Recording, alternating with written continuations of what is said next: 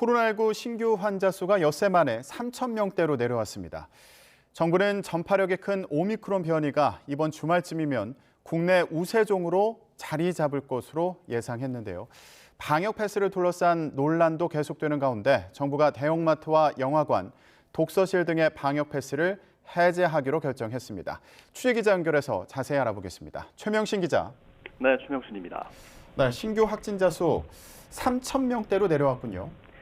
네, 오늘 영시 기준 코로나19 신규 환자는 3,859명입니다.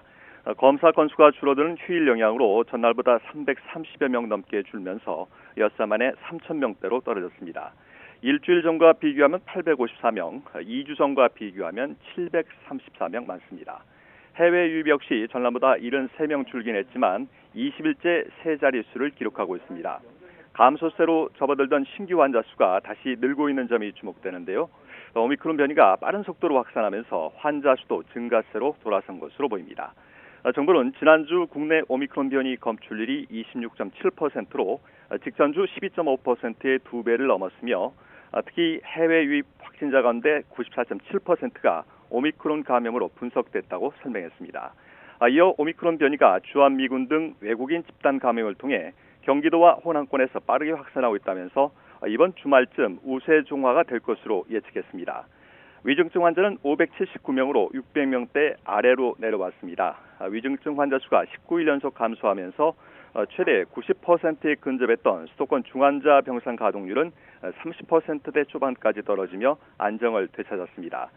수도권 중환자 전담 병상 가동률은 전날보다 1.9%포인트 높아진 33.6%, 전국 중환자 병상 가동률은 0.5%포인트 높아진 32.3%입니다. 사망자는 하루 사이 23명이 늘어서 누적 6,333명이 됐습니다. 네, 정부가 대형마트는 물론이고 영화관 등에 대해서도 방역 패스 적용을 해제하기로 했죠. 네, 그동안 방역 패스를 둘러싸고 논란이 계속됐는데요. 정부는 대형마트와 보습학원, 독서실, 박물관, 영화관 등의 방역 패스를 해제하기로 했습니다. 권덕철 중대본 1차장은 오늘 오전 열린 중대본 회의 모두 발언에서 마스크 상시 착용이 가능하고 침방울 배출 활동이 적은 시설에 대해서 방역 패스를 해제할 계획이라고 밝혔습니다. 권 차장은 지금은 방역 패스를 확대했던 지난해 12월에 비해 유행 규모가 감소하고 의료 여력이 커졌다면서 위험도가 낮은 시설의 방역 패스를 완화할 필요가 있고 법원의 상반된 판결로 지역 간 혼선도 발생하고 있어 정비가 필요하다고 설명했습니다. 권 차장은 방역 패스 해제 관련 자세한 사항을 곧 발표할 예정이면서요. 또 방역 패스 예외 범위와 처벌 등에 대한 제도 개선도 조속히 결정하겠다고 말했습니다. 지금까지 사회부에서 YTN 최명신입니다.